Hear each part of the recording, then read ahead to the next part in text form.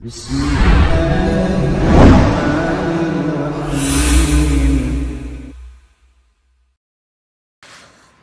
alhamdulillah, wassalatu wassalamu ala asrafil anbiya'i wal mursalin wa ala alihi wa sahbihi wa man tabi'ahum bi ihsanin ila yaumiddin, amma ba'd. Qul fillah rahimani wa rahimakumullah. Kita lanjutkan pembacaan kitab Sahih Al-Bukhari atau Sahihul Bukhari, masih seputar pembahasan bid'ul wahyi, awal kali turun wahyu. Ya, Afan belum bisa ngeprint, printannya agak error. Ya, tintanya agak nggak keluar warnanya. Mungkin yang punya bukunya bisa dibuka hadis keempat, atau yang punya HP ketik aja hadis Bukhari yang kelima ya. Hadis yang kelima. Kita bacakan. Qala al-mu'allif rahimahullah, haddatsana Musa ibnu Ismail. Lafaz haddatsana biasanya ya seperti ini majelisnya. Kemudian Imam Bukhari masuk di dalamnya. Makanya ketika Imam Bukhari punya murid, nanti dia bilangnya haddatsana, telah mengabarkan kepada kami. Siapa gurunya? Musa ibn Ismail. Beda kalau haddatsani, mengabarkan kepadaku. Berarti Imam Bukhari yang baca. Karena kebiasaannya salaf ketika membacakan hadis bisa dibacakan secara langsung, atau dia pilih satu murid kemudian dia baca. Ya, nanti murid yang baca ini kalau dia punya murid lagi bilangnya haddatsani. Tapi yang dengarkan bilangnya nanti apa? Haddatsana. Kalau ini kan saya, kalau na kami. Mengabarkan kepada kami sebuah hadis namanya Musa ibn Ismail. Beliau wafat pada tahun 223 Hijriah. 223 Hijriah. Berarti ketika dia wafat, Imam Bukhari umurnya baru kurang lebih 29 atau 30. Karena Bukhari lahirnya 194. Bukhari lahir berapa? 194 Hijriah. Ya, Musa ibn Ismail kunyahnya Abu Salamah. Ya, lahirnya atau tinggalnya di Basrah. Basrah itu sekarang daerah di Irak. At-Tabuzaki nisbahnya. Tabuzaki ada beberapa versi kenapa Musa ibn Ismail dijuluki At-Tabuzaki. Ada yang bilang Tabuzaki ini nama tempat, nama daerah yang beliau ini membeli rumah di sana atau menjual rumah di sana, sehingga dia dijuluki dengan nisbah At-Tabuzaki. Ya, kadang nisbah itu aneh-aneh, nggak sesuai dengan nasab, nggak sesuai dengan ya marga, tapi kadang dinisbatkan kepada ya perdagangan, kepada tempat dan seterusnya. Atau ada yang mengatakan At-Tabuzaki itu adalah orang yang menjual kepala ayam dan isi perut yang ada di dalam ayam, hati, ampela, usus. Itu pun dijuluki dengan Tabuzaki. Lihat bagaimana ya seorang alim tidak menghalangi mereka juga untuk apa? Berusaha dari sesuatu yang halal. Mafhum? Ala qaul yang ini berarti Tabuzaki adalah seorang penjual atau yang menjajakan, menjualkan kepala ayam dan apa? Isi perutnya. Ya seperti amplaknya, hati dan seterusnya. Ya, dan ini lihat bagaimana mereka tidak malu gitu. Padahal kata Az-Zahabi, ya Musa ibn Ismail ini Syekhul Islam. Dijuluki oleh Az-Zahabi, dia itu sebagai apa? Syekhul Islam. Bahkan termasuk orang-orang yang memiliki hafalan yang kuat di ibaratnya di lettingan dia. Ya Musa ibn Ismail. Kalau kita lihat lagi ada juga ahli hadis yang jualan minyak ini minyak apa? Wijen. Ya, ada yang penjahit, ada yang tukang jagal, ya dan seterusnya. Ya, tidak menghalangi mereka untuk berjualan.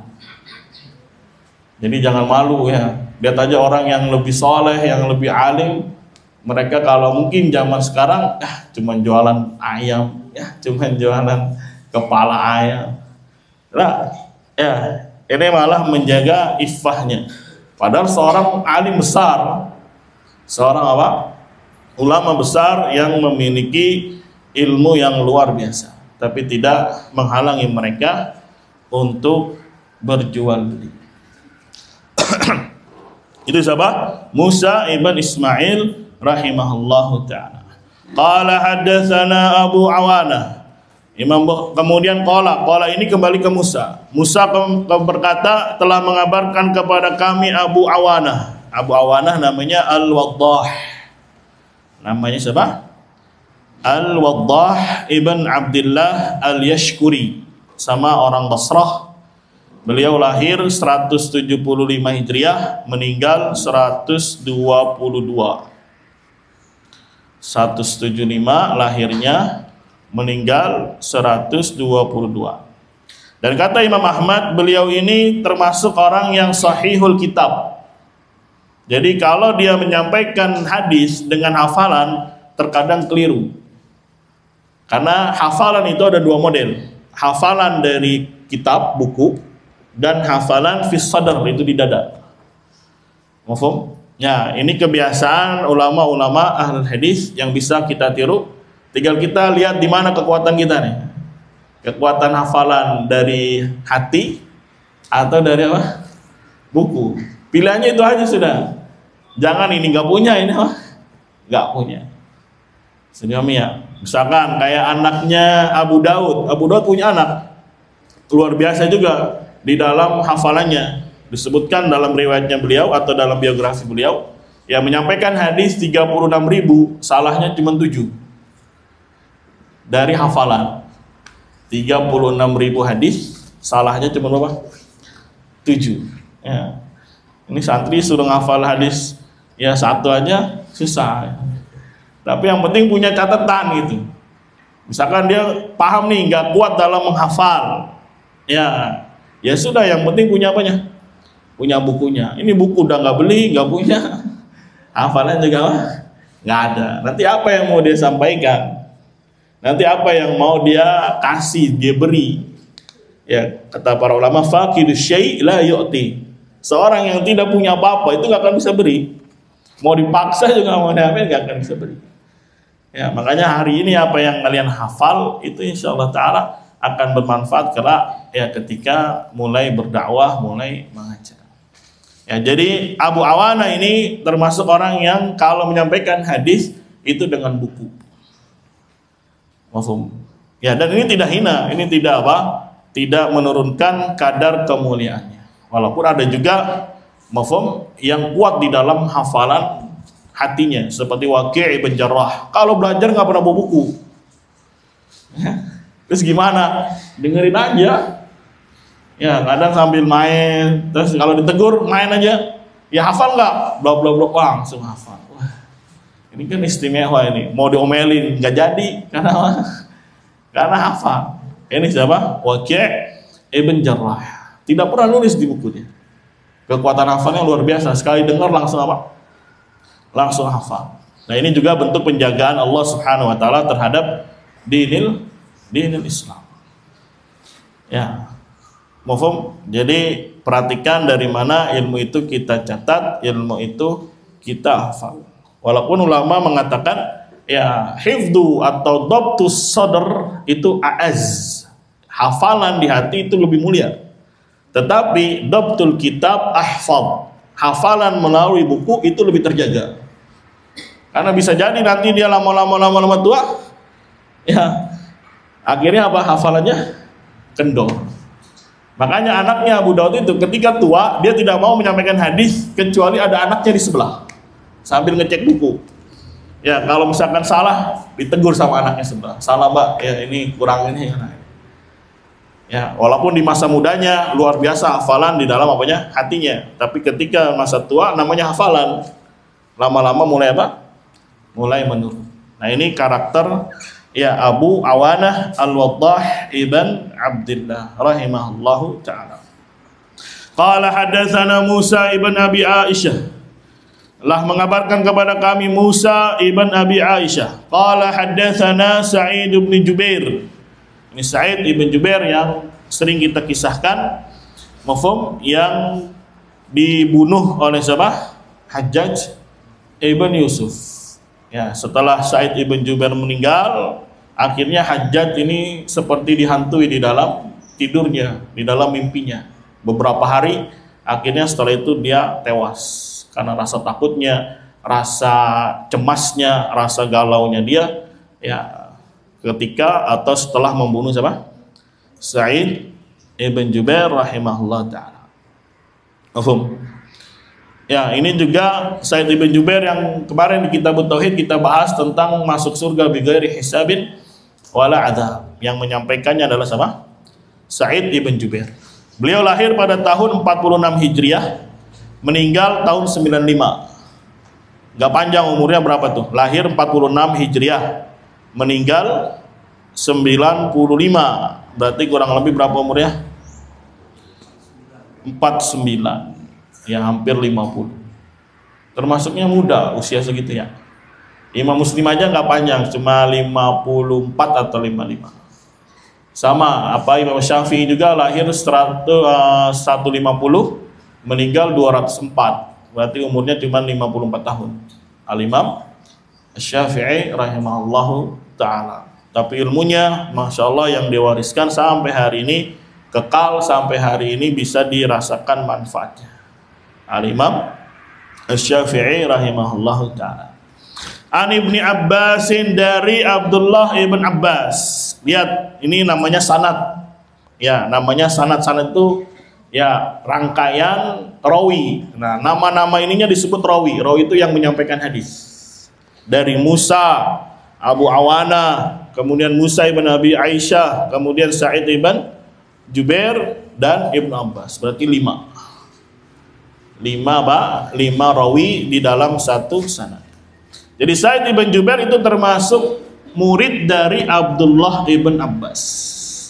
Sa'id ibn Jubair termasuk ya murid yang menonjol dari Abdullah ibn Abbas, semoga Allah meridai. Fi qauli ta'ala, tentang firman Allah Subhanahu wa ta'ala, la tuharrik bihi lisanaka lita'jala bih. Surat apa? Muzammil apa? Al-Qiyamah. La tuharrik bihi lisanaka lita'jala bih. Surat apa, Bib? Al-Qiyamah. Ya, janganlah kamu gerakkan lisanmu supaya kamu bisa mengejar, gitu, bisa cepat-cepat menghafalnya. Di sini ada pelajaran bagaimana cara nanti Nabi menerima wahyu, ditalkin seperti apa. Kalau kemarin kan ada banyak cara, ada yang seperti bunyi besi jatuh atau lonceng, yang itu yang paling berat kata Nabi Muhammad SAW atau kata Aisyah. Kemudian ada yang modelnya Jibril alaihissalam datang, kemudian membacakan wahyu, membacakan Al-Quran. Nah, ini bagaimana ketika Jibril alaihissalam membacakannya. Jadi ketika Jibril baca, misalkan Alhamdulillahirabbil alamin, Nabi juga ikutan gerak. Atau misalkan kalau antum dengerin murattal, ya syekhnya baca, antum juga baca. Qorinya baca, antum juga baca. Itu namanya lita'jala bih. Ya, misalkan lagi dengerin surat apa, misalkan amma yatasaalun, qorinya baca, dia juga kita baca. Ya, nggak begitu konsepnya. Konsepnya gimana nanti? Dengarkan dulu. Ya, mafhum. Kalau sudah dengar nanti ulangi. Belum masih terbata-bata, dengarkan lagi. Jangan murotalnya baca, dia juga kita baca. Ditegur oleh Allah Subhanahu wa taala, la tuharrik bihi lisanaka. Jangan kamu gerakkan lisanmu ini. Lisannya ikut berucap. Jadi Jibril ngomong, Jibril berucap, menyampaikan, Nabi juga ikut barengin. Paham ya? Ditegur oleh Allah, la tuharrik bihi lisanaka. Jangan kamu gerakkan lisanmu lita'jala bih, supaya kamu ikut menghafalnya dengan cepat gitu. Pengennya bareng. Qala, maka Abdullah bin Abbas berkata, kana Rasulullah sallallahu alaihi wasallam yu'aliju minat tanzili syiddatan. Dahulu Nabi sallallahu alaihi wasallam sangat bersemangat gitu untuk menghafal Al-Qur'an. Tanzil maksudnya di sini Al-Qur'an. Jadi saking semangatnya, ya ketika Jibril baca, Nabi juga ikut apa? Ikut baca. Wa kana mimma yuharriku syafataihi, dan Nabi termasuk orang yang menggerakkan dua bibirnya. Syafata artinya dua bibir. Qala Ibnu Abbas radhiyallahu anhuma fa ana uharrikuhuma lakum kama kana Rasulullah sallallahu alaihi wasallam yuharrikuhuma. Lantas Abdullah bin Abbas berkata, aku akan menggerakkan dua bibirku ya kepada kalian sebagaimana dahulu Rasulullah sallallahu alaihi wasallam menggerakkan dua bibir. Maksudnya ditalkin. Ya, perhatikan bibirnya, monyongnya, apanya dan seterusnya.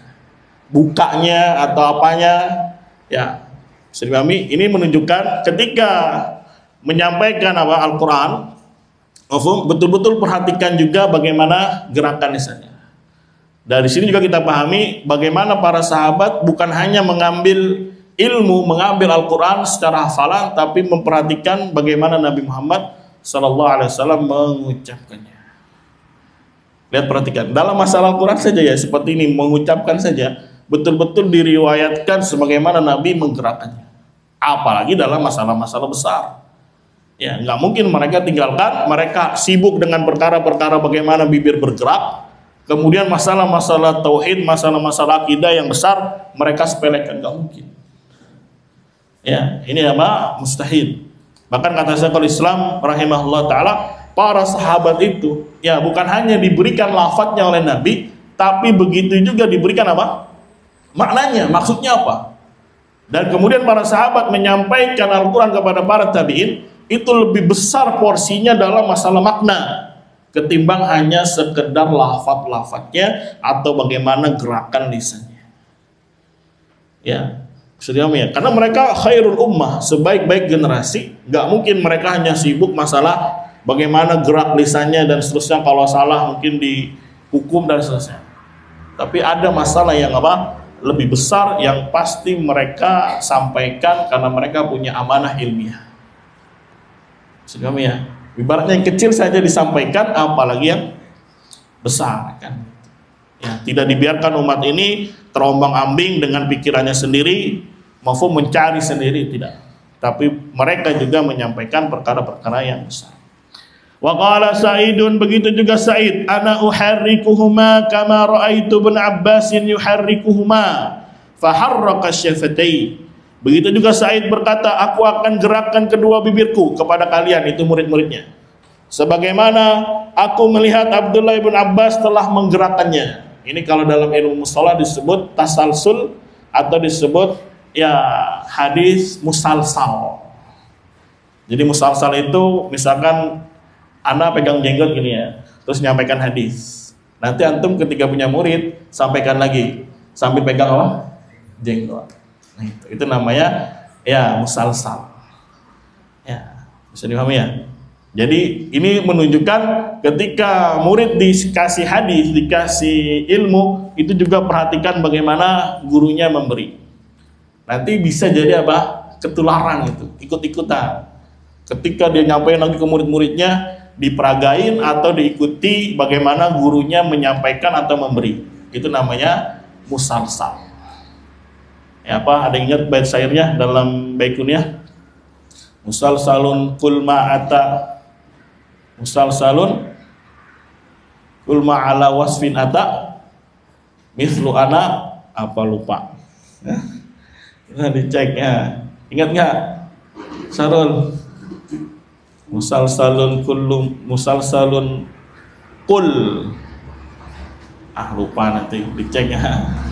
Intinya dia itu kayak sama semuanya jadinya. Misalkan ininya sambil senyum, nanti muridnya nyampein lagi sambil senyum. Ya, atau dia menyampaikan sambil berdiri, nanti dia nyampainya sambil apa?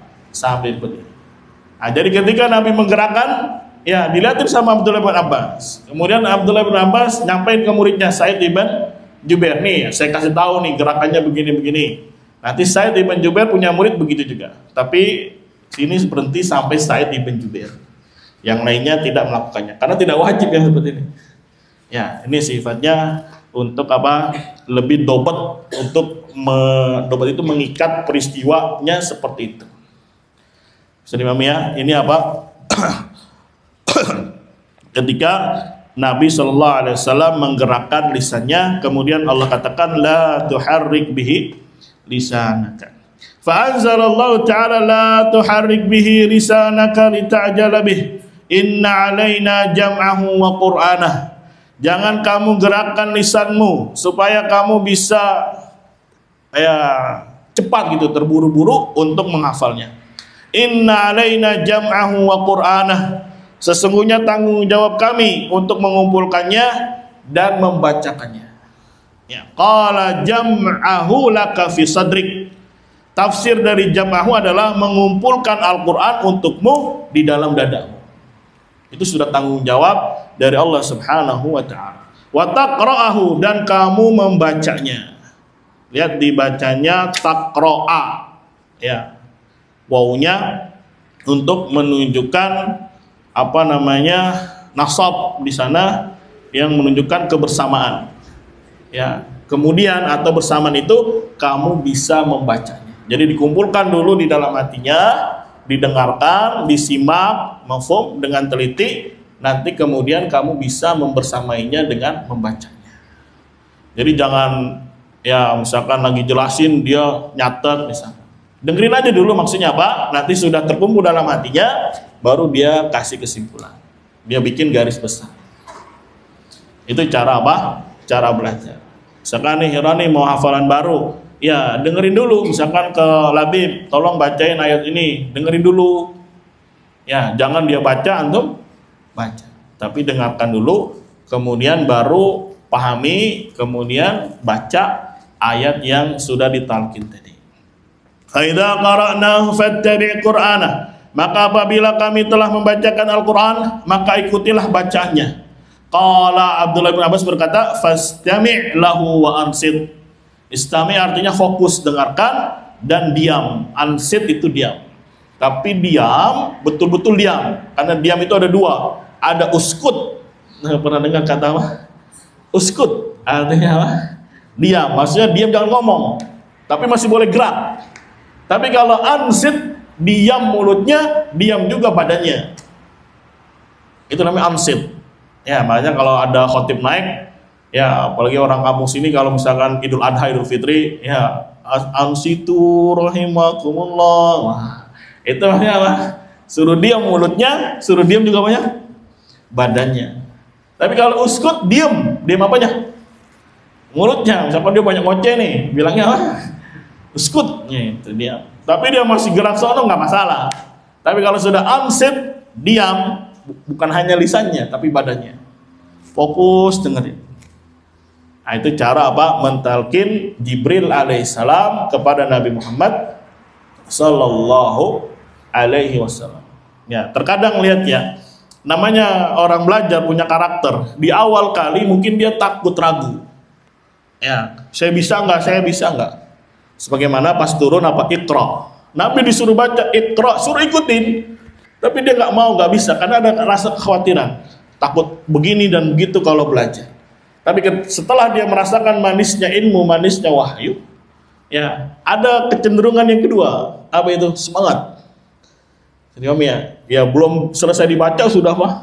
Sudah duluan. Tetap lagi. Ini pun ditegur oleh Allah Subhanahu wa taala. Akhirnya barulah disempurnakan yang ketiga. Ya ketika nanti Jibril datang, dengarkan saja dulu.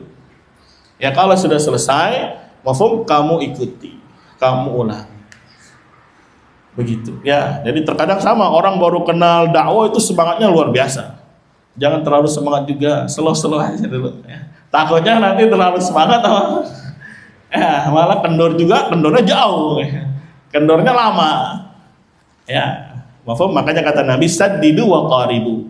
Saddidu wa qarib itu maksudnya ketika dia memanah, ya dia usahakan tepat sasaran di tengah. Dia keker, dia apa namanya, biar akurat gitu.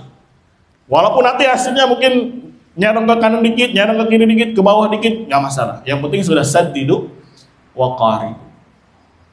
Jadi mami ya, mafhum. Jadi semangat juga memang perlu di apa namanya? Ya, pencet mati tadi. Tadi ada suaranya nggak? Ini Telegram. Insyaallah. Apa lupa anak pencet tadi? Ya nggak apa-apa nih. Makanya pada keluar semua itu. Lupa pencet. Ya, insyaallah. Ya, paham? Ya, itu apa? Ketika Nabi Shallallahu Alaihi Wasallam dibacakan oleh Jibril. Summa inna alaina bayanah. Kemudian atas kamilah penjelasannya. Summa inna alaina an taqra'ahu. Kemudian tanggung jawab kami ya untuk kamu bisa membacanya. Intinya dengerin dulu, fokus inti masalahnya itu apa, inti bacanya itu apa, baru kemudian ulangi. Nanti ketika salah akan ditegur oleh Jibril. Oh ini salah harokat, oh ini salah panjang pendeknya, akan dibenarkan oleh siapa? Oleh Jibril alaihi salam. Itu cara belajar. Yaitu salah satu apa? Hikmah dari turunnya wahyu supaya kita bisa mengambil metode cara ya untuk belajar. Faqala Rasulullah sallallahu alaihi wasallam ba'da dzalik idza atahu Jibril istama'a.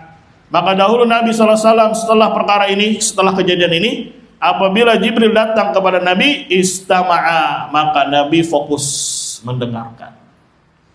Ya, fokus apa? Mendengar. Lihat ada kata sami'a, ada kata istama'a. Kalau sami'a itu dengar. Tapi kalau istama'a itu dengar sambil fokus memperhatikan. Misalkan kita lewat nih, naik motor, ada orang nyetel dangdutan, dengar kita. Itu namanya sami'a. Tapi kalau ada yang nyetel dangdutan sambil dihayati, ya, terus mungkin jempolnya begini-begini dikit, nah itu namanya istama'a itu. Ya, kayaknya gue tahu nih lagunya nih. Terus dia terbawa dengan alunan apa namanya gendangnya. Nah ini namanya apa? Istama'a. Ya sudah kalau lewat saja, dengar aja sekilas aja sudah. Itu namanya sami'a. Ya, sama-sama orang belajar. Ada yang sami'a, ada yang apa? Istama'a. Yang ngomong apa sih Ustaz? Dengar aja dah. Ya, tapi ada juga memperhatikan ini lagi bahas apa nih? Ya. Mafhum, oh lagi bahas tentang konsep tauhid, lagi bahas konsep ini, dia dengerin aja dulu, dia pahami, kemudian nanti dia bikin kesimpulan. Ya, dia bikin apanya? Ya, ringkasannya. Gak mesti harus dicatat semuanya. Ya, ini termasuk yang keliru dalam belajar. Dan ini banyak dialami oleh teman-teman ketika kita di Yaman. Ya, pengen belajar, masya Allah. Tapi semua apa yang diomongin syekhnya dicatat semuanya. Padahal C-nya lagi ngomong kemana, ngalor ngidul, dicatat. Ya, padahal mungkin pembahasannya apa gitu. Jadi akhirnya dia pecah konsentrasinya. Ya dianggap mungkin ini ada faedahnya. Ya namanya orang taklim. Kadang perlu ada yang namanya bumbu-bumbu dulu supaya dia gak ngantuk, supaya dia fresh gitu. Diajak ngalor ngidul dulu ke sana. Kan kayak gini gak usah dicatat. Gak usah dialain, ditulis semua, ditulis semuanya. Akhirnya pas mau murojaah, masya Allah, banyak benar ini catatannya. Mau mulai dari mana saya mau raja? Ya, akhirnya bingung sendiri. Nanti ditanya nggak tahu ya, bentar Anda lihat dulu. Pusing juga nih catatannya. Ya, padahal kan kita bahas paling apa gitu topik utamanya. Kemudian dibumbui sedikit supaya tidak bosan, supaya tidak jenuh dan seterusnya. Tapi pasti akan ada inti masalah gitu. Akan ada masalah, ada inti pembahasan. Sekarang inti pembahasannya ketika Jibril datang, ya bawakan wahyu, ternyata Nabi apa? Ikut ngomong. Jibril ngomong, Nabi Muhammad juga apa? Ngomong, menggerakkan lisannya. Tapi yang seperti ini ya ditegur oleh Allah Subhanahu wa taala, la tuharrik bihi lisanaka litajada bihi. Terus gimana solusinya? Dengarkan saja dulu, kemudian baru ulangi, baru ikuti apa yang telah disampaikan. Ya, misalkan mau talqin anak, alhamdulillahirabbil alamin. Kalau dia ngikutin tepuk aja, dengerin dulu. Ya, 2 kali, 3 kali, 4 kali, baru dia suruh ngulang. Nah, kalau salah baru dikasih koreksi dan seterusnya. Terus kayak gitu. Bahkan dalam metode tahfidz ke anak-anak misalkan, ya sampai ada yang bilang harus 20 talqin. Aduh, mungkin guru tahfidz tuh harus capek betul, luar biasa. Berapa kali talqinnya? Minimal 20 kali. Ya, ini guru-guru tahfidznya jangan loyo ini, pahala insyaallah taala. Ya, jariah kalau dia besar bisa baca Al-Fatihah. Ya, atau bacain 20 kali, ya berapa sih paling? Nggak sampai 30 menit. Alhamdulillahirabbil alamin. Alhamdulillahirabbil alamin. Lagi terus. Ya, ini kalau yang amanah sore ini, mas cepet banget ngajinya. Nggak ada 5 menit, nggak ada 10 menit pulang. Ya, gantian aja rolling. Ya, kan kemarin sudah diarahkan itu. Pelan-pelan saja ditalkin lagi. Walaupun 1 hari 1 ayat nggak masalah. Ya, dia datang 30 hari aja sudah berapa ayat? 30 ayat. Tapi mungkin gitu, tapi kuat.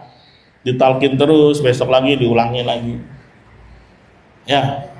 Siapa ini santri? Kan cuman berapa paling muridnya? 1 biji, 2. Artinya banyak, dirame-ramein aja. Ya, insyaallah selain antum belajar, antum juga bisa dapat pahala jariah di sana karena mengajarkan apa? Ilmu. Qani fillah rahimani rahimakumullah. Kemudian kita masuk ke hadis berikutnya, hadis yang ke-6. Qala Imam Bukhari rahimahullah haddatsana Abdan. Abdan ini bukan nama. Ini laqab saja. Nama aslinya adalah Abdullah ibn Utsman Al-Marwazi. Abdan. Jadi Abdan ini bukan nama. Ya, dia seperti laqab. Mufhum? Nama aslinya Abdullah ibn Utsman Al-Marwazi. Al-Marwazi. Qala akhbarana Abdullah, mengabarkan kepada kami Abdullah ibn Mubarak. Abdullah ibn Mubarak lahir 118 Hijriah. 118 Hijriah, meninggal 181. Berapa tuh umurnya tuh? Apa? 60, 61, 63 kurang lebih. Abdullah ibn Mubarak. Disebutkan oleh Ibnu Hajar, beliau itu yata'allam, belajar, wa huwa ibnu Ishrin, dalam keadaan umurnya 20-an. Lihat ibnu Ishrin, berarti dari 20 sampai 29. Abdullah ibn Mubarak. Ya, apalagi masih kecil ini belajarnya. Ini maksudnya untuk memberikan motivasi bagi orang yang umurnya 20-an. Nah, saya 30-an, ada juga ulama yang 30-an, ada juga yang 40, ada juga yang 50. Jadi semuanya ada suri tauladannya. Dan Abdullah bin Mubarak sekali lagi yata'allam wa huwa ibnu Ishrin. Dia mulai belajar, menghafal Al-Qur'an dan seterusnya dalam keadaan usianya berapa? 20 tahunan. 20 tahunan berapa? Bisa 21, 22, 23, bisa 29, bisa 27. Tapi ternyata apa? Ya terkumpul khisalul khair, ya perangai-perangai kebaikan pada Abdullah bin Mubarak. Ya dagang juga dia. Ya jadi ulama juga, ngajar juga. Apalagi kalau ada seruan jihad, paling terdepan. Mufhum, ya ngasih infak untuk para penuntut ilmu karena beliau pedagang. Ya, dari hasil uang ini dagang kemudian dibagi-bagikan kepada para penuntut ilmu baru, dikasih duit untuk semangat belajar, beli buku, beli ini dan seterusnya. Ini siapa? Abdullah ibn Mubarak rahimahullahu ta'ala. Mufhum? Ya. Jadi nggak menghalangi seorang di usia berapapun dia belajar, nggak menghalangi. Apalagi tadi sambil jualan apa tadi? Kepala ayam sama ampela jeroannya. Ya. Tidak menghalangi mereka untuk apa? Menuntut ilmu. Pelan-pelan saja, yang penting punya prioritas. Ya, hari ini saya mau kuatkan apa dulu nih? Dalam 1 tahun ini saya mau fokus dalam akidah, dalam tauhid. Ya, dan alhamdulillah mungkin taklimnya kan cuma kalau masalah cabut tauhid dan yang lainnya sepekan sekali. Yang penting rutin, yang penting paham, ngerti isi kitab tersebut. Tahun berikutnya lagi nanti dia punya target apa, misalkan mau latihan memperbaiki bacaan Al-Quran dan seterusnya.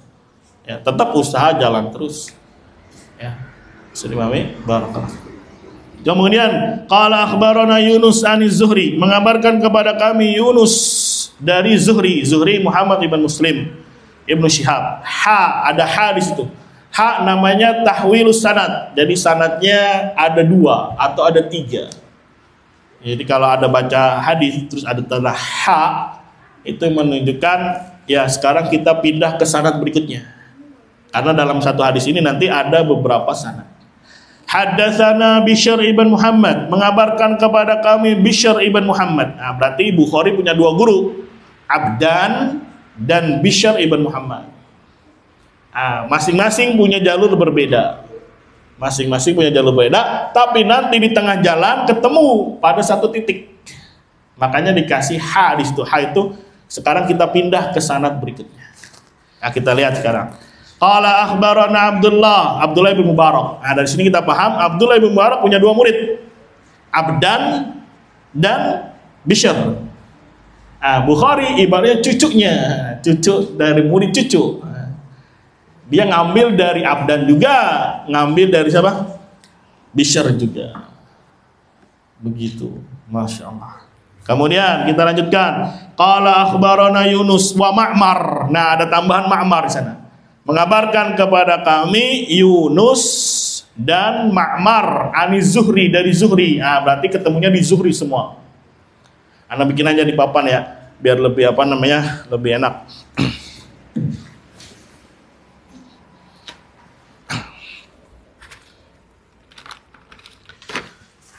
Di sini tadi Imam Bukhari punya 2 guru Bukhari, Abdan dan siapa? Bishr. Sedangkan ini semua ngambilnya dari Abdullah ibn Mubarak.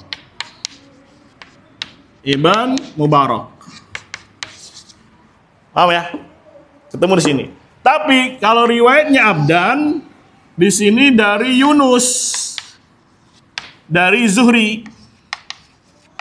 Sedangkan riwayatnya Bishr di sini Yunus plus Ma'mar, ada 2 orang.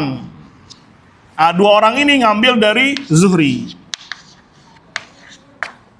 Ya, ini baru 2 sanad ini. Padahal dalam satu hadis terkadang lebih dari 1 sanad.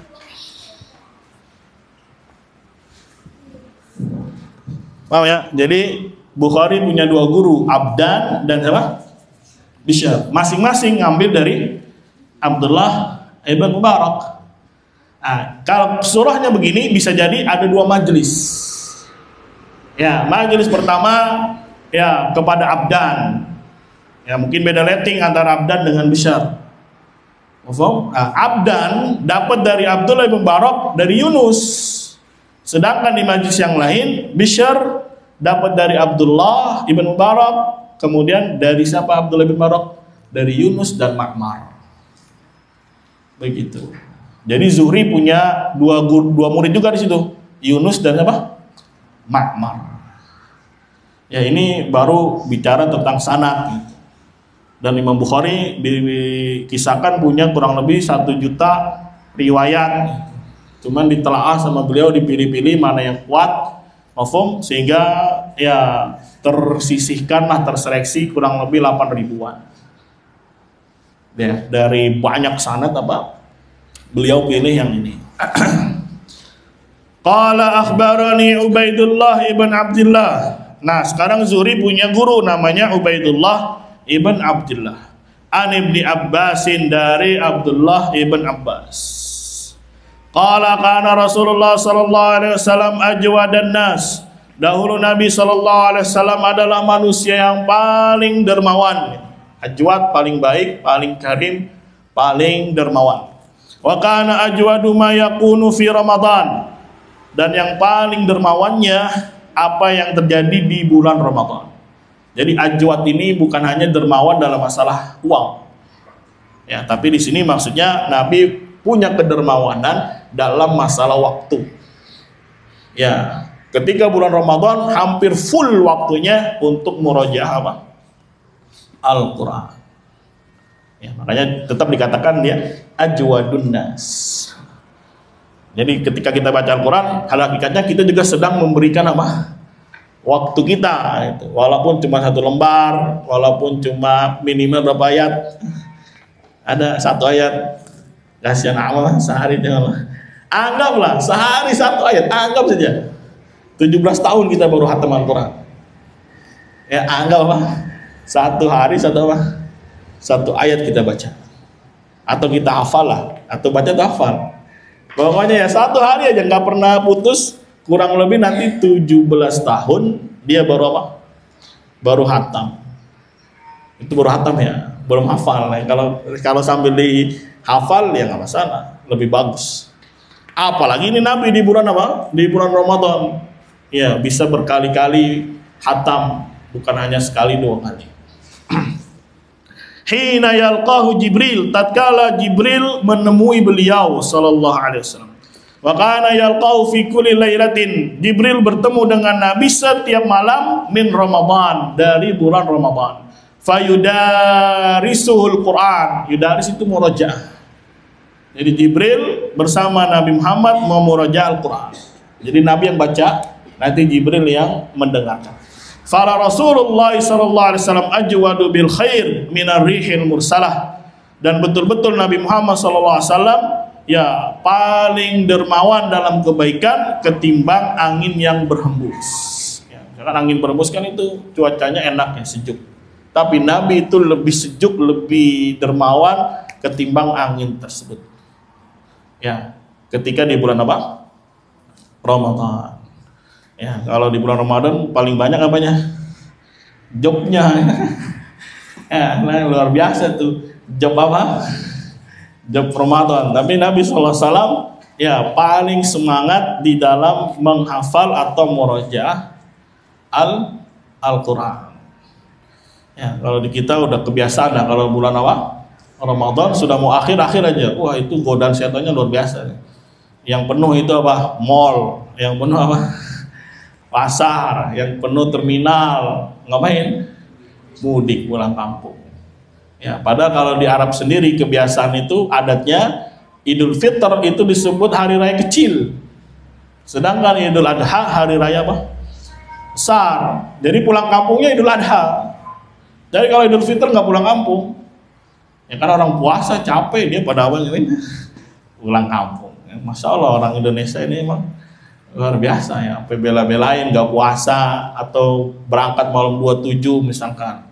Padahal malam di situ kemungkinan besar terjadi apa? Lailatul Qadar. Dia lagi asik di mana? Di jalan misalkan. Ya, begitulah Pak kondisi ya nasallallahu ya. Wassalam. Ya, walaupun ini bukan momen Ramadan, tapi di sini kita bisa ambil pelajaran. Ya, setelah menerima wahyu yang dilakukan oleh Nabi Muhammad SAW adalah apa? Banyak murojaahnya, banyak mengulangnya. Sehingga emang yang paling berat apa? Murojaah, tanya tuh santri. Ya, yang paling berat tuh sama ngafal atau murojaah? Iya, benar. Hah? Ngapal mah gampang, 1, 2, 3 ayat, set. Ya, nanti pas murojaahnya, waduh, pecah parah. Ya, tapi lihat di sini Nabi orang yang paling dermawan, paling karim untuk memberikan apa waktunya murojaah. Ingat, karena ketika di Yaman itu, kalau Syekh Abdurrahman, ya wajib setoran sehari itu 1 juz. Beliau sendiri. Jadi beliau panggil orang Indonesia, ya nanti digaji. Tujuannya apa? Cuma buat dengerin beliau baca aja. Ta'al, siapa yang ini orang Indonesia ngapain sih? Ya dengerin tasmi aja, sehari dengerin Syekh murojaah 1 hari 1 apa? 1 juz, berarti 1 bulan selesai. Masya Allah. Padahal problemnya banyak. Ya ada orang yang datang ya minta duit, ada yang lagi berantem berselisih, ada banyak sekali nggak pernah selesai itu masalah. Karena beliau ibaratnya jadi kobilahnya lah, ketua kobilah di desa Fius yang di situ luar biasa, manusia banyak sekali. Mungkin sekarang udah berapa ribu orang di sana. Bahkan masjid utamanya saja itu kalau orangnya semua sholat nggak menampung. Akhirnya di setiap blok dibangun lagi apa? Masjid. Ya, masjid-masjid yang sedang lah, lebih besar dari ini, mungkin bisa lebih 3 kali dari ini. Ya, dan di sana ada kurang lebih 20 blok. Ya, masing-masing apa? Setiap bloknya ada masjid dan ada syekhnya juga yang ngajar di sana. Jadi kalau mau belajar di sana, ya banyak ilmu tidak kurang di sana. Bahkan di masjid besarnya ada, di masjid-masjid kecilnya juga ada. Semoga Allah merahmati beliau, Syekhuna rahimahullah ta'ala. Khanifillah rahimani rahimakumullah, itu hadis dari Abdullah ibn Abbas terkait kebiasaan Nabi setelah menerima wahyu, yang beliau lakukan adalah memperbanyak murojaahnya. Berikutnya hadisnya panjang, tapi kita bacakan bahasa Indonesianya saja biar cepat. Mungkin ada ikhwah yang mau bacakan di sini. Fadhal. Anak kirim linknya, ya langsung saja baca bahasa Indonesianya sebagai faidah buat kita bersama. Fadhal, siapa yang mau baca? Anak kirim linknya. Lagi mau baca? Ini anak kirim. Pakai mic.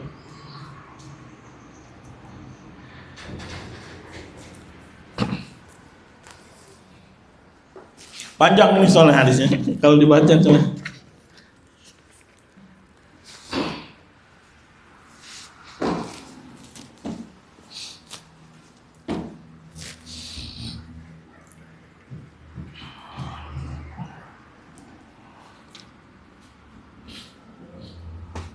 Yang hadis ada Abu Yaman, ya. Dapat?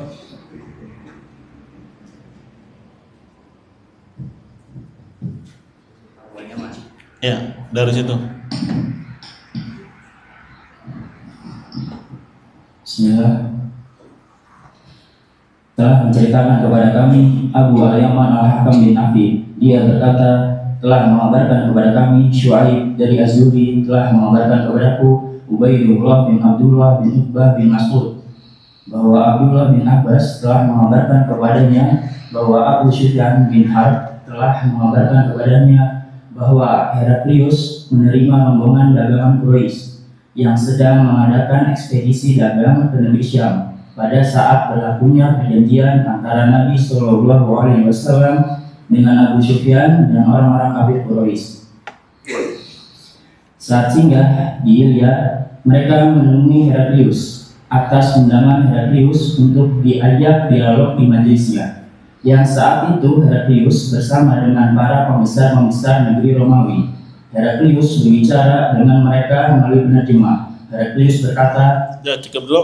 Nah, jadi kisahnya di sini Abu Sufyan biasa melakukan perdagangan sebagaimana dalam surat Quraisy, liilafi Quraisy ilafihim rihlata syita was saif. Ngapain? Dagang.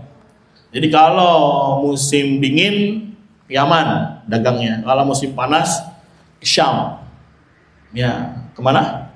Ke Syam. Ini Heraklius ini adanya di Syam, sekarang di Yordan. Ya, kalau mau main silahkan di Yordan. Itu masih ada peninggalan-peninggalan apa? Romawi, terutama yang Kolosium itu, yang orang duduk di pinggir-pinggir itu, kayak stadion itu masih ada, walaupun sudah banyak yang runtuh. Nah, jadi kebiasaannya orang Quraisy dagang kemana? Syam. Ya, jadi orang Quraisy memang senangnya dagang. Kalau orang Madinah senangnya berkebun. Ya, terutama kebun kurma. Jadi ketika ketemu klop, ya orang Madinah yang melakukan produksi, orang Mekah Muhajirin yang melakukan penjualan. Ya, jadi orang-orang Arab itu lebih senangnya jualan daripada produksi. Ya, pusing mana emang? Enakan jualan atau enakan bikin? Lah masing-masing punya kecondongan. Nah, kalau orang Mekah kecondongannya ya menjual. Jadi ambil barang mungkin di Mekah, di Yaman, nanti jual kemana? Syam. Ambil barang di Syam, jual kemana? Ke Yaman. Nggak taunya sampai di Ilya, di sana daerah ya Romawi, maksudnya sekarang Yordan Yordan, Palestina itu dulu masuknya Syam. Walaupun kalau orang Arab bilang sekarang Syam itu Syria, tapi sebetulnya Yordan juga masuk dalam kategori Syam. Nggak taunya didengar oleh Heraklius. Ya, soalnya sudah dengar selentingan ada nabi baru datang. Ya, saya mau interogasi nih orang-orang Arab nih. Ya, benar nggak? Ya, bahwasanya akan ada nabi yang datang atau betul sudah turun. Karena di dalam Taurat dan Injil pun dikasih kabar bahwasanya nanti akan ada nabi apa? Terakhir. Bahkan mereka kenali dengan sekenal-kenalnya melebihi anaknya sendiri. Kenapa? Karena mereka sangat berharap ya akan turunnya nabi sebagai juru penyelamat dan seterusnya, anggapan mereka. Setelah turun apa? Malah diingkari, malah diperangi, malah dimusuhi, malah dikufuri dan seterusnya. Hukumnya akhirnya, di situ tuh ada tuh saudagar-saudagar dari Quraisy panggil sini. Ya, dipanggil, nggak taunya sudah di kumpulan di situ. Para pembesar-pembesar Rom sudah ada di situ juga. Segamnya. Nah, lanjut kemudian apa pertanyaannya? Heraklius berkata, siapa di antara kalian yang paling dekat hubungan keluarganya dengan orang yang mengaku sebagai nabi itu? Abu Sufyan berkata, maka aku menjawab, akulah yang paling dekat hubungan kekeluargaannya dengan dia. Heraklius berkata, dekatkanlah dia denganku dan juga sahabat-sahabatnya. Maka mereka meletakkan orang-orang Quraisy berada di belakang Abu Sufyan. Jadi sudah dipanggil, ditanya, siapa yang paling dekat nasabnya? Mungkin Abu Sufyan jawab. Karena Abu Sufyan ini berarti juga dari bangsa Quraisy. Quraisy itu siapa? Namanya Malik atau siapa? Nanti dicek. Ya, intinya ketemu bersama nasabnya dengan Abu Sufyan. Akhirnya didekatkan Abu Sufyan, kemudian teman-temannya di belakang. Tujuannya apa? Kalau nanti Abu Sufyan ditanya, kemudian dia bohong, ya bilang dia bohong. Gitu. Kata teman-temannya suruh bilang, bohong orang ini. Dan Abu Sufyan juga menjaga harga diri, ya karena zaman dulu orang bohong itu ya aib sekali, ya walaupun dia musyrik, ya tetap tidak mau bohong, harus jujur, ya tetap menjaga yang namanya harga diri, yaitu apa berkata dengan jujur. Kemudian lanjut. Lalu Heraklius berkata melalui penerjemahannya, katakan kepadanya bahwa aku bertanya kepadanya tentang laki-laki yang mengaku sebagai nabi. Jika dia berdusta kepadaku, maka kalian harus menuntaskannya. Demi Allah, kalau bukan rasa malu akibat tudingan berdusta yang akan mereka lontarkan kepadaku, niscaya aku berdusta kepadamu. Lanjut. Abu Sufyan berkata, maka yang pertama ditanyakannya kepadaku tentang Nabi Muhammad SAW adalah bagaimana kedudukan nasabnya di tengah-tengah kalian? Aku jawab, dia adalah dari keturunan baik-baik atau bangsawan.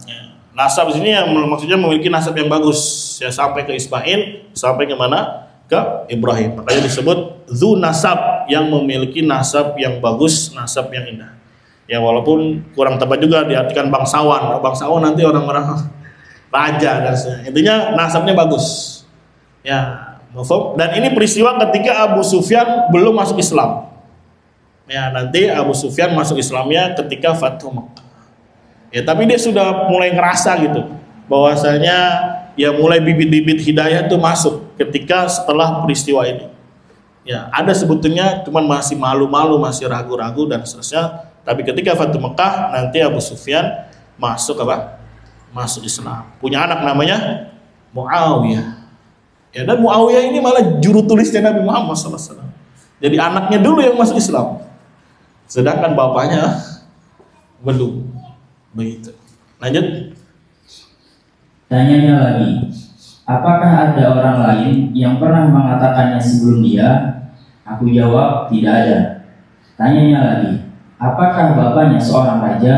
Jawabku, bukan. Apakah yang mengikuti dia orang-orang yang terpandang atau orang-orang yang rendah? Jawabku, bahkan yang mengikutinya adalah orang-orang yang rendah. Ini para pengikut Anbiya rata-rata orang-orang yang du'afa, orang yang lemah, ya bukan orang-orang yang bodoh, tapi memang lemah dari segi materi, segi harta, tapi mereka kaya hati. Ya bukan du'afa di sini orang-orang yang bodoh, enggak. Ya karena mafhum yang jadi patokan adalah kejujurannya, yang jadi patokan adalah ya bagaimana dia menerima al-haq. Lanjut. Dia bertanya lagi, apakah bertambah pengikutnya atau berkurang? Aku jawab, bertambah. Dia bertanya lagi, apakah ada yang murtad disebabkan dongkol terhadap agamanya? Aku jawab, tidak ada. Dia bertanya lagi, apakah kalian pernah mendapatkannya dia berdusta sebelum dia menyampaikan apa yang dikatakannya itu? Aku jawab, tidak pernah. Dia bertanya lagi, apakah dia pernah berlaku curang? Aku jawab, tidak pernah. Ketika kami bergaul dengannya, dia tidak pernah melakukan itu. Berkata Abu Sufyan, aku tidak mungkin menyampaikan selain ucapan seperti ini. Dia bertanya lagi, apakah kalian memeranginya? Aku jawab, iya. Dia bertanya lagi, bagaimana kesudahan perang tersebut? Aku jawab, perang antara kami dan dia sangat banyak. Terkadang dia mengalahkan kami, terkadang kami yang mengalahkan dia. Dia bertanya lagi, apa yang diperintahkannya kepada kalian? Aku jawab, dia menyuruh kami sembahlah Allah dengan tidak menyekutukannya dengan suatu apapun, dan tinggalkan apa yang dikatakan oleh nenek moyang kalian. Dia juga memerintahkan kami untuk menegakkan sholat, menunaikan zakat, berkata jujur, saling memaafkan, dan menyambung silaturahim. Maka Heraklius berkata kepada penerjemahnya, itu yang ditanyakan, diinterogasi oleh Herakl kepada siapa? Abu Sufyan. Dan Herakl ini orang yang pandai dari ahli kitab. Jadi jangan dipahami raja itu cuma menguasai, tidak. Justru raja itu ya memang dari kecil sudah dididik tentang politik kerajaan dan juga diajari tentang apa? Din. Ya itu baca aja kisahnya Salman sekarang. Di usia berapa dia sudah hafal Al-Quran itu? Ya, penggantinya bukan Salman, Muhammad MBS. Ya, bapaknya memang Salman, rajanya. Ya, tapi karena dia sudah tua dan ini akhirnya yang pegang sama anaknya Muhammad MBS. Aku baca biografinya, di usia berapa dia? Masih kecil sudah hafal apa dia? Hafal Al-Quran. Begitu juga raja-raja terdahulu memang sudah dididik. Ya, selain dengan militer. Ya, jadi raja-raja dididik juga untuk bisa apa? Perang, bisa berantem. Kemudian dididik tentang kenegaraan, politik dan seterusnya, juga dididik tentang din. Jadi Herakl ini orang yang berpengetahuan tentang agama. Makanya pertanyaan dia itu memang sudah termaktub di dalam apa? Kitabnya, di Injil maupun di dalam Taurat. Jadi dia nanya bukan random, tidak. Tapi memang begitulah gambaran Nabi yang akan datang, sifat-sifatnya. Ya, seperti pengikutnya tadi siapa, kemudian apakah bertambah atau berkurang, makin bertambah, apakah ada yang murtad, nggak ada. Kan itulah iman. Kalau sudah nancap di dalam hati, ya maka dia tidak akan mau pergi. Mufhum? Dan pertanyaan-pertanyaan yang seterusnya, yang itu adalah termaktub di mana? Di dalam kitab-kitab mereka. Lanjut. Maka Heraklius berkata kepada penerjemahannya, katakan kepadanya bahwa aku telah bertanya kepadamu tentang keturunan orang itu. Kamu ceritakan bahwa orang itu dari keturunan. Boleh. Memiliki nasab yang bagus. Bahwa aku telah bertanya kepadamu tentang keturunan orang itu. Kamu ceritakan bahwa orang itu memiliki nasab yang bagus. Begitu juga laki-laki itu dibangkitkan di tengah keturunan kaumnya. Ya, dibangkitkan hanya diutus ya dari orang-orang yang paling mulia di tengah-tengah kaumnya. Lanjut. Dan aku tanya kepadamu, apakah pernah ada orang sebelumnya yang mengatakan seperti yang dikatakannya? Kamu jawab tidak. Seandainya dikatakan ada orang sebelumnya yang mengatakannya, tentu kuanggap orang ini meniru orang sebelumnya yang pernah mengatakan hal serupa. Ya, jadi setelah Nabi Ismail itu turunnya nggak ada lagi yang ngaku Nabi, nggak ada. Kecuali dari keturunannya Yakub itu banyak. Tapi dari keturunan Ismail nggak ada yang ngaku satupun yang saya Nabi, nggak ada. Yang terakhir baru siapa? Nabi Muhammad SAW. Tapi dari Nabi Yakub banyak itu yang menjadi penerus para anbiya. Tapi di kalangan dari turunan Ismail nggak ada, kecuali nanti terakhir Nabi siapa? Nabi Muhammad Sallallahu Alaihi Wasallam. Lanjut. Aku tanyakan juga kepadamu, apakah bapaknya ada yang dari keturunan raja? Maka kamu jawab tidak. Aku katakan, seandainya bapaknya dari keturunan raja, tentu orang ini sedang menuntut kerajaan bapaknya. Dan aku tanyakan juga kepadamu, apakah kalian pernah mendapatkan dia berdusta sebelum dia menyampaikan apa yang dikatakannya? Kamu menjawab tidak. Sungguh, aku memahami. Kalau kepada manusia saja dia tidak berani berdusta, apalagi berdusta kepada Allah. Nah, ini sifat yang baik ya, sifat yang karakter yang indah, yaitu jujur. Mafhum? Ya, ini karakternya para anbiya. itu apa? Memiliki sikap yang apa atau sifat jujur. Lanjut. Dan aku juga telah bertanya kepadamu, apakah yang mengikuti dia orang-orang yang terpandang atau orang-orang yang rendah? Kamu menjawab, orang-orang yang rendah yang mengikutinya. Memang mereka itulah yang menjadi para pengikut Rasul. Banyakan atba Rasul adalah orang du'afa, orang-orang yang lemah, bukan berarti orang yang bodoh ya, bukan. Tapi yang lemah dari sisi harta, sisi tenaga, dan seterusnya. Bahkan hikmahnya ya, dari turunan Nabi Ismail itu nggak ada yang jadi raja, nggak ada yang jadi ini, semuanya rata-rata pengembala apa? Kambing. Ya, nggak bisa baca, nggak bisa apa? Tulis. Tapi itulah hikmahnya Allah nanti diangkatnya Nabi yang mau nggak terima dari orang yang tidak bisa baca, tidak bisa apa? Nulis. Ya, lanjut. Aku juga sudah bertanya kepadamu, apakah bertambah pengikutnya atau berkurang? Kamu menjawabnya bertambah. Dan memang begitulah perkara iman hingga menjadi sempurna. Aku juga sudah bertanya kepadamu, apakah ada yang murtad disebabkan marah terhadap agamanya? Kamu menjawab tidak ada. Dan memang begitulah iman bila telah masuk tubuh bersemi di dalam hati. Nah, Masya Allah. Ya, itulah iman ya, harus dijaga betul. Kalau sudah masuk ke dalam hati, masuk dalam sanubari, itu kuat. Nah, kalau betul-betul itu emang iman yang benar, ya, maka dia akan menancap kuat.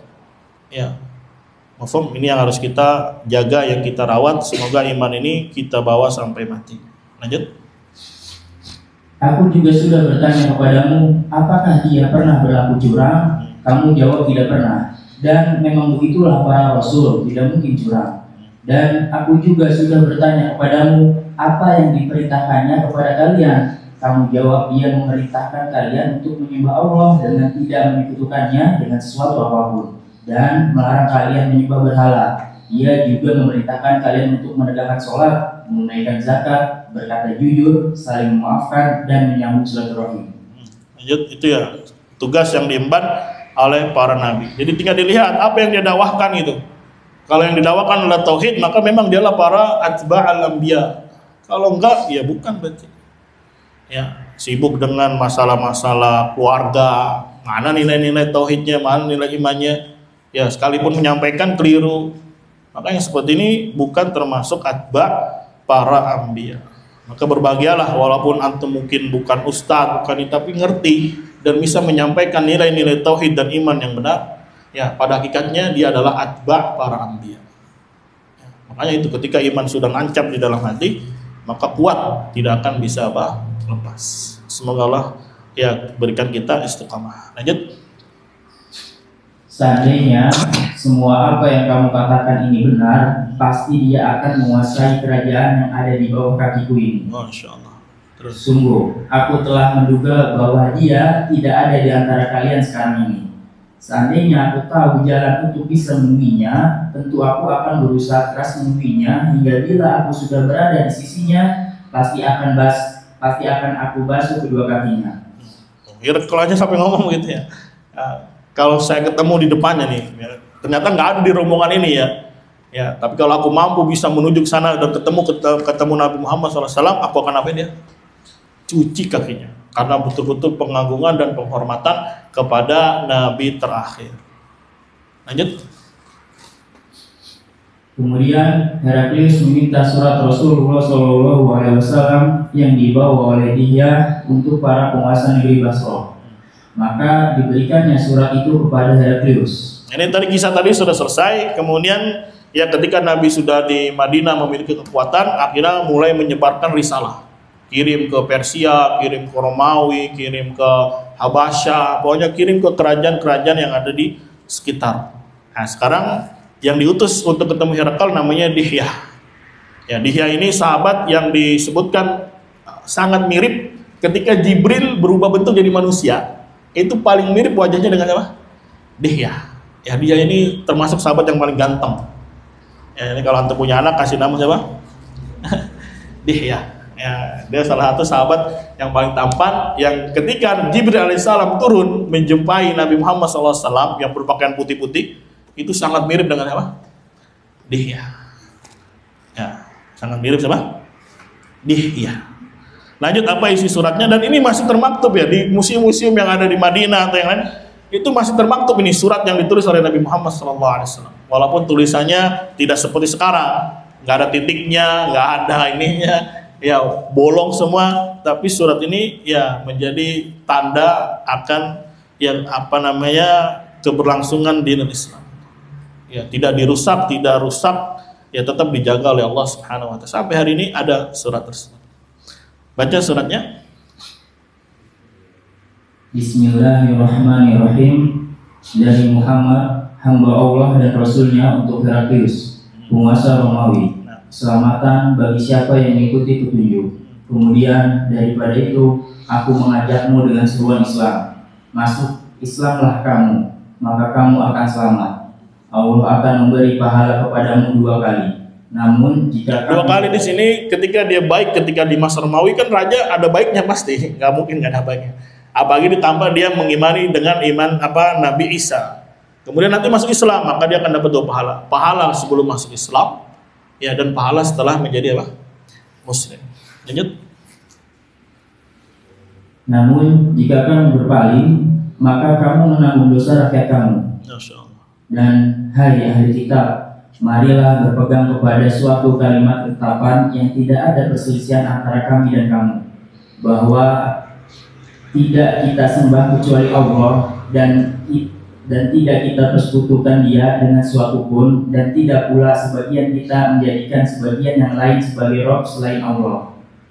Jika mereka berpaling, maka katakanlah kepada mereka, saksikanlah bahwa kami adalah orang-orang yang berserah diri kepada Allah. Abu Sufyan menuturkan, setelah Heraklius menyampaikan apa yang dikatakannya dan selesai membaca surat tersebut, terjadilah hiruk pikuk dan suara-suara ribut. Kacau ya, jadi pas baca ini terjadilah kericuhan sedikit. Lanjut. Terjadilah hiruk pikuk dan suara-suara ribut sehingga mengusir kami. Ya, jadi diusir tuh rombongannya Abu Sufyan. Lanjut. Aku berkata kepada teman-temanku setelah kami diusir keluar, sungguh dia telah diajak kepada urusan anak Abu Kabsyah. Ya, Abu Kabsyah ini maksudnya Nabi Muhammad. Ya. Lanjut. Heraklius mengkhawatirkan kerajaan Romawi.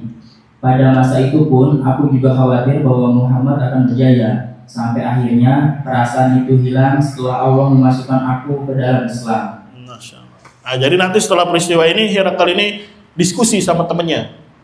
Ya, temennya yang juga ngerti ahlul kitab. Nanti pada kesimpulan, udah benar itu Nabi terakhir. Ya sudah, ayo kita masuk Islam. Pas masuk Islam ternyata ya para pembesarnya malah meninggalkan dia karena khawatir itu. Akhirnya ya tidak jadi masuk Islam. Karena banyak juga yang dalam bahas masalah iman itu ya, udah tahu dia, wah benar ini masalah iman, ini kaulnya kuat ini. Dia kaul Syekh bin Baz, dari Lajnah, dari Syekh Fauzan dan seterusnya. Ya banyak begitu buku menjelaskan tentang iman, tentang Islam. Ada banyak udah ngerti, wah benar ini kaul. Tapi gimana ya realisasinya? Wah itu yang berat itu. Ini yang berat. Ujian. Anggap antum Herakl ini dikasih surat, ya suruh aslim taslamnya. Kamu masuk Islam, kamu akan selamat. Ya, dan dia pahami betul. Lihat kalau misalkan orang itu punya pemikiran kayak Herakl itu mau baca, ya mau mengkaji, masya Allah. Tapi tinggal 1 poin, jujur nggak? Ya. Karena baca saja tidak cukup. Tapi harus ada yang namanya kejujuran. Jadi inilah nanti munasabah, kesesuaian. Apa sih hubungannya? Ya padahal kitabnya judulnya permulaan turunnya wahyu. Tapi kenapa diakhiri dengan ini hadis terakhir ini dalam bab ini? Kenapa hadisnya bawa kisah Abu Sufyan dengan Herakl? Ya, para ulama aja bingung, kenapa ini Imam Bukhari masukin kisah ini dalam turunnya wahyu? Kan karena ilmunya Bukhari itu di judul. Fikihnya Bukhari rahimahullah itu di mana?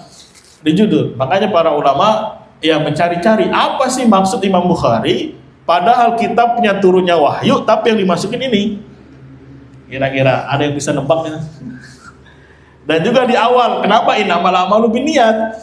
Padahal nggak ada hubungannya dengan apa? Turun wahyu. Ya ada yang berkata, salah satunya Ibnu Hajar, ya ingin memberikan kepada kita masukan. Di awal kita harus ikhlaskan niat. Mafhum? Nanti di akhirnya ada poin yang kedua, yaitu kejujuran. Makanya kejujuran ini dibawakan kisah Herakl. Jadi sudah ngerti niatnya sudah bagus, ingin mencari al-haq, tidak cukup. sampai ada kejujuran ingin mengikuti dan menjalaninya dan mengamalkannya. Kalau ini terkumpul niat yang baik, niat yang indah ditambah kejujuran ingin melaksanakan, akan klop. Ya, mengikuti wahyu gitu maksudnya. Jadi ada korelasi. Kan kita ngomongin wahyu nih. Ya, wahyu ini bisa diikuti pertama kalau ada niat yang bagus. Kemudian yang kedua ada apa? Kejujuran. Ya, niat yang bagus saja tidak cukup kalau tidak ada kejujuran. Atau dia jujur, masya Allah, tapi niatnya jelek. Nah, nggak jadi itu. Maka terkumpul harus ada ini. Itu sebagian para ulama menerka atau menganalisa apa yang dilakukan oleh Imam Bukhari dalam kitab ya permulaan wahyu ini. Ya kan kemarin pertama innamal a'malu binniyat. Kemudian diakhiri panjang ini hadisnya tentang kisah Herakl yang tadinya sudah niatnya bagus ingin masuk Islam, nggak taunya tidak ada kejujuran. Akhirnya nggak jadi. Lanjut sedikit lagi kita baca kisahnya. Ibnu An-Nazur, seorang pembesar Ilya, dan Heraklius adalah seorang uskup agama Nasrani. Ya, jadi ada namanya Ibnu Natur. Ibnu Natur ini temannya Herakl, seorang uskup. Uskup ini pendeta lah, yang ngerti tentang kitab Taurat dan Injil. Lanjut. Dia menceritakan bahwa pada suatu hari ketika Heraklius mengunjungi dia sangat gelisah.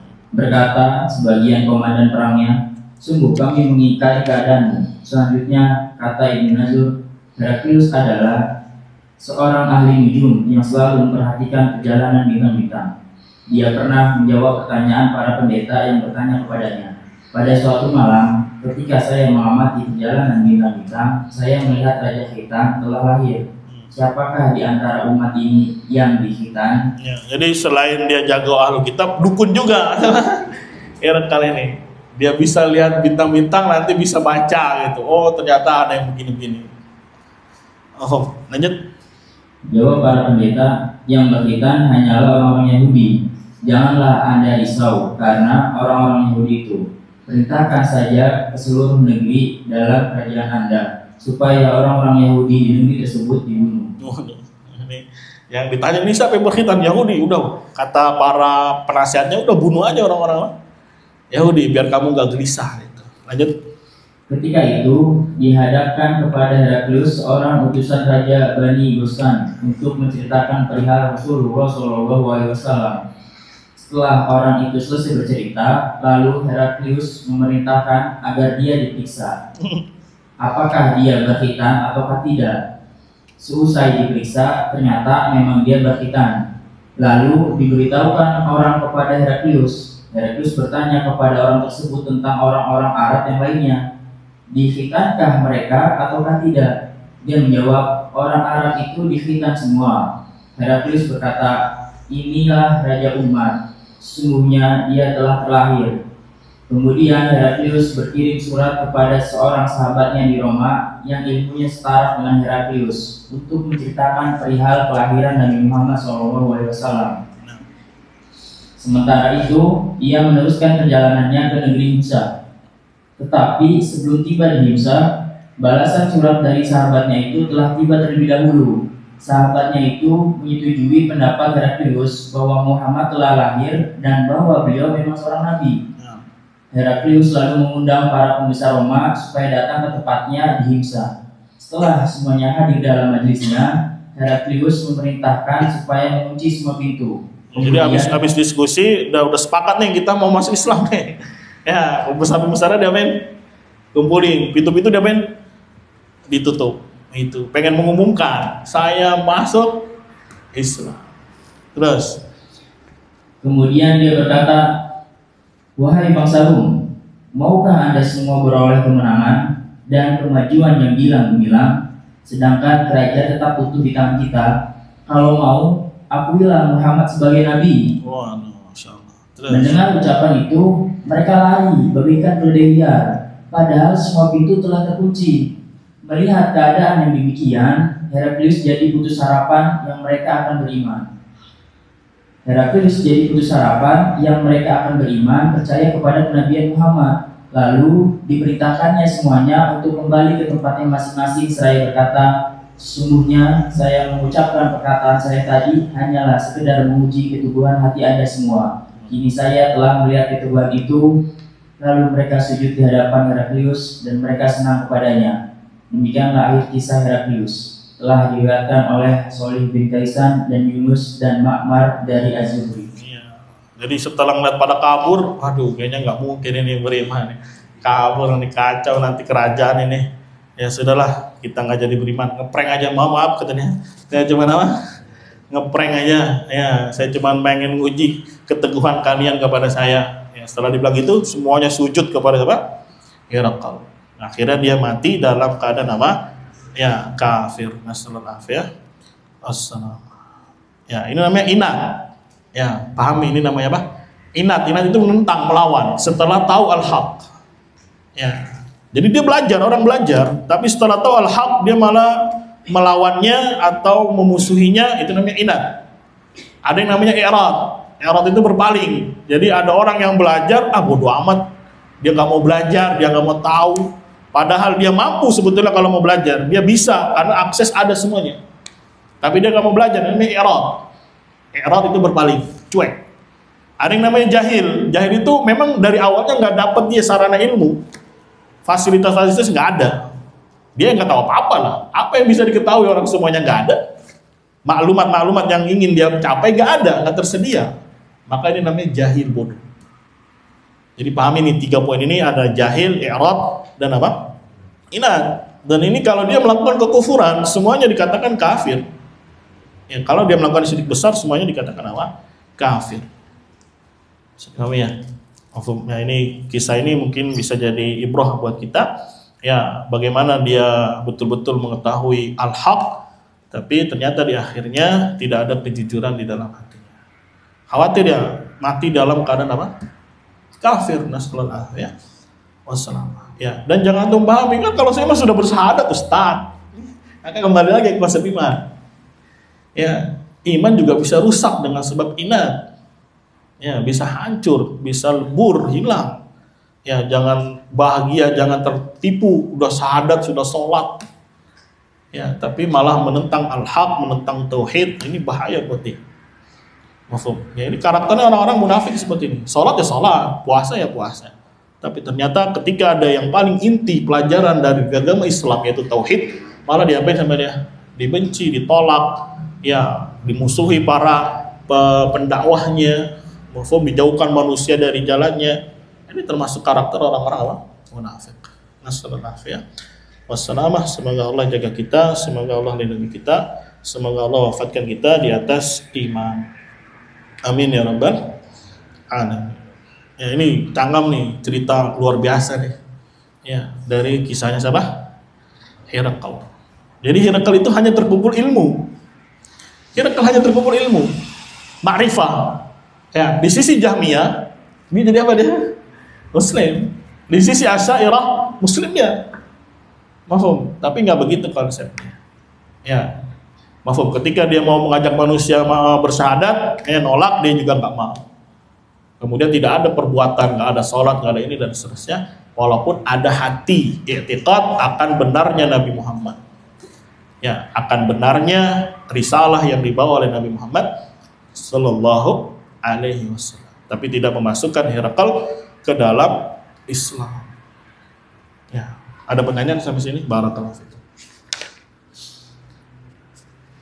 Ya, panjang ini memang, ya, makanya kita bacakan bahasa Indonesia.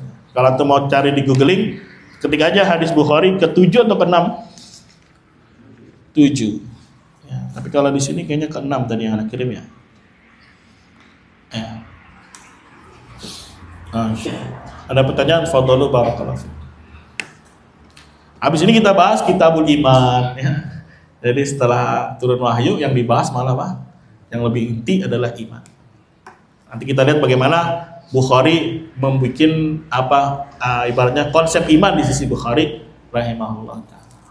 Intinya tidak akan berbeda dengan para salaf sebelumnya. Bahkan beliau berkata, saya cari guru kurang lebih 1000 itu yang harus konsep imannya benar.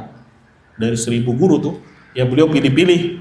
Ya, makanya dari 1000 guru semuanya mengatakan konsep iman itu sebagaimana salaf. Jadi beliau hati-hati di dalam memilah guru. Ya, harus betul-betul konsep imannya benar.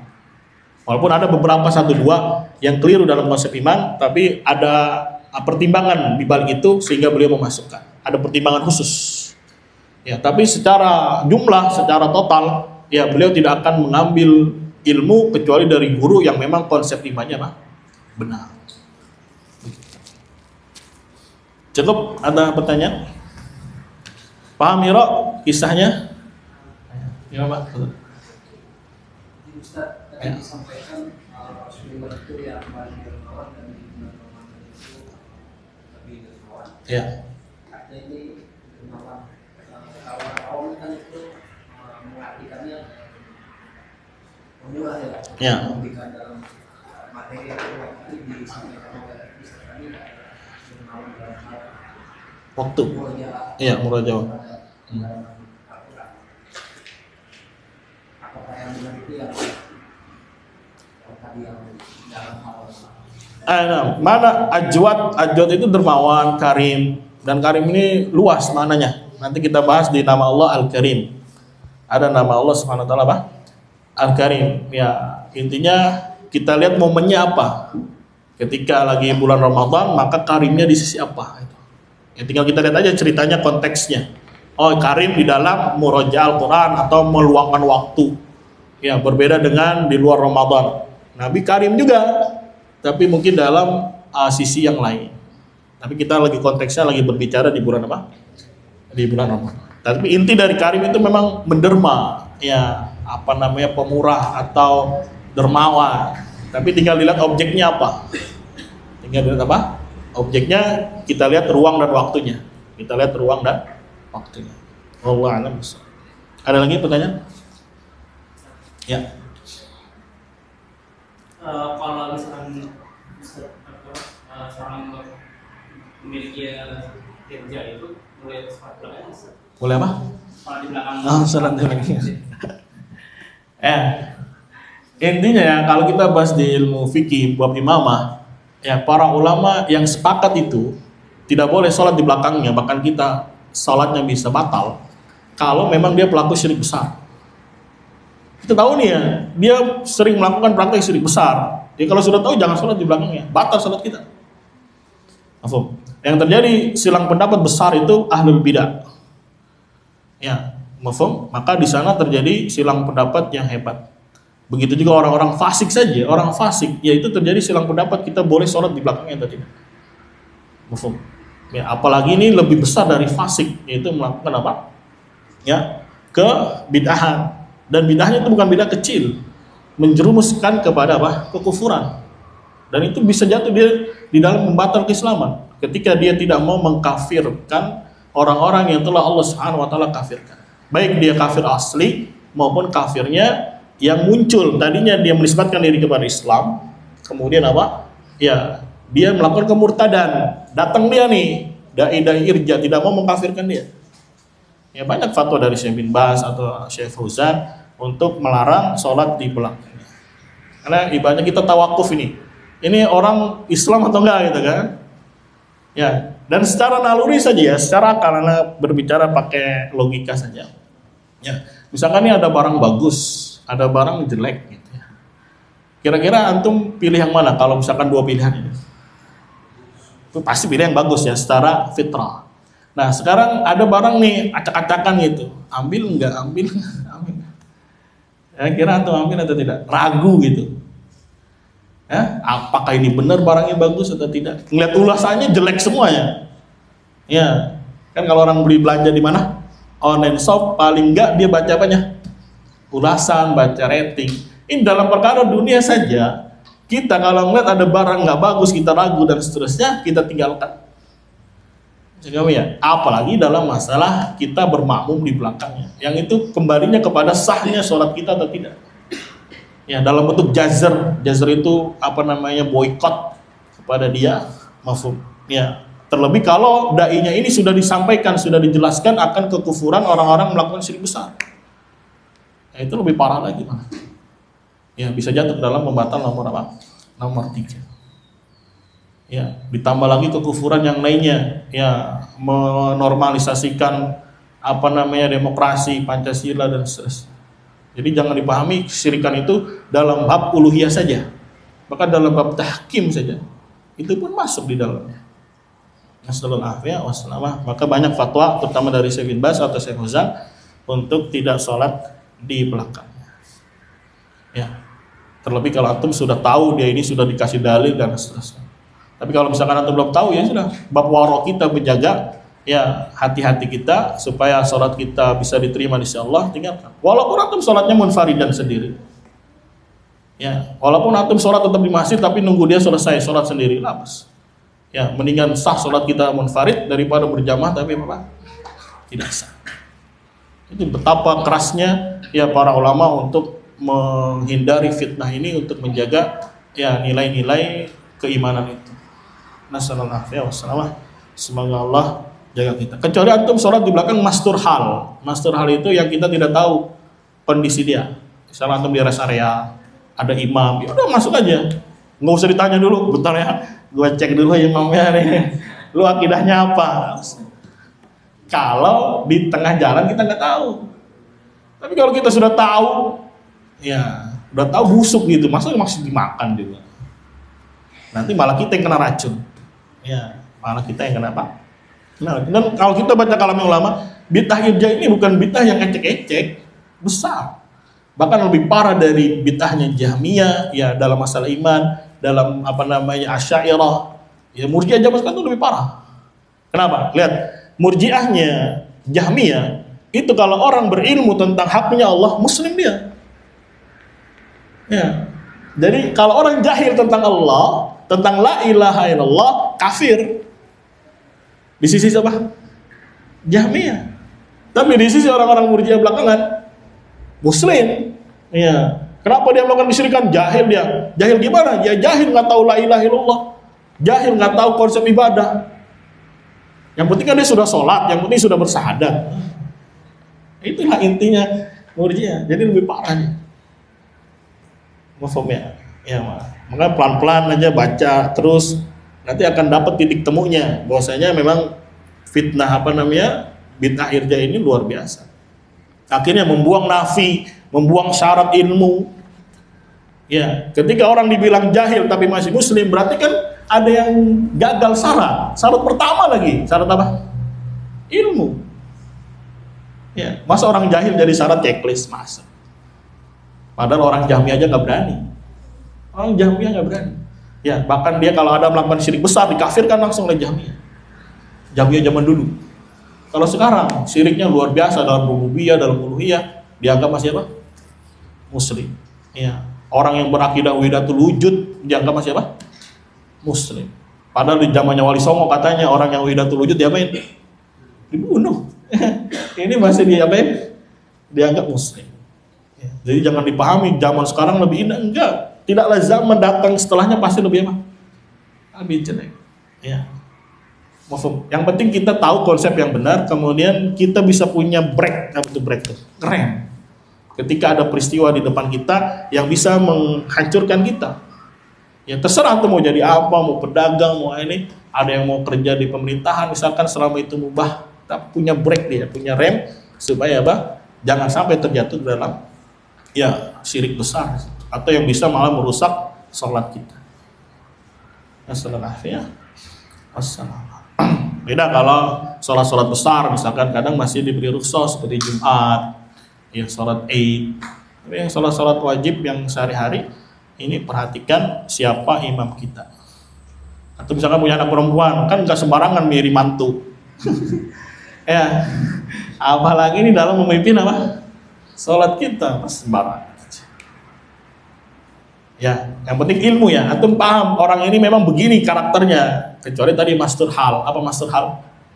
Kita nggak tahu. Misalkan antum lagi di jalan, azan berhenti dulu. Ya sudah. Kecuali antum ngambil bab waro. Bab waro itu apa?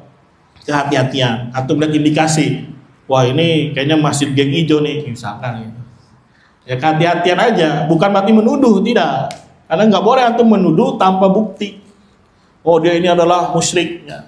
Tapi ternyata ada qarinah kuat, ya babnya waro itu kehati-hatian. Misalkan ada daging babi sama daging ayam, antum pilih yang mana nih? Tapi ada qarinah nih, di situ bercampur, misalkan, ya sudah tinggalkan saja. Bukan berarti ini nih daging babi nih, antum nggak punya ilmunya padahal. Ya tapi ada namanya apa? bab wara. Jadi bedakan antara bab wara dengan antum sudah tahu persis kondisi si imam ini. Sudah ya? Nah, begitu wallahu a'lam bishawab. Ada lagi pertanyaan? Ya, nanti sama Jirobi kirimin video-video Syekh Fauzan ya. Larangan apa? Bermakmum di belakang pengekor irja. Langsung. Ya makanya kemarin Anda bilang orang NU aja nggak mau sholat di sini. Kenapa alasannya? Ya dianggap kita bidah, dianggap kita bukan kafir. Karena memang dibahas di kitab-kitab fikih.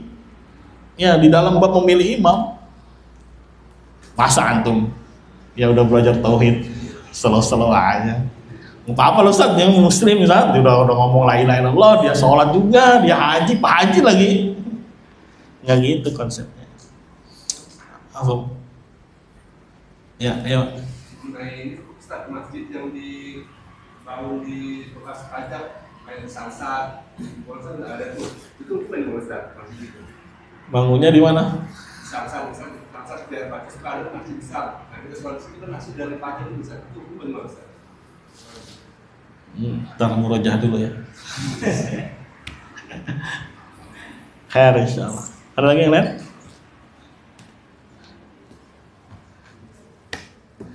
Nanti berepet ke banknya dan setelah itu kita cari fatwanya dulu. Ada lagi? Cukup?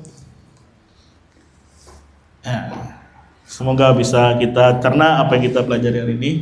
Wallahu a'lam bishawab. Kita akhiri subhanakallahumma wa bihamdika asyhadu an la ilaha illa anta astaghfiruka wa atubu ilaik. Assalamualaikum warahmatullahi wabarakatuh.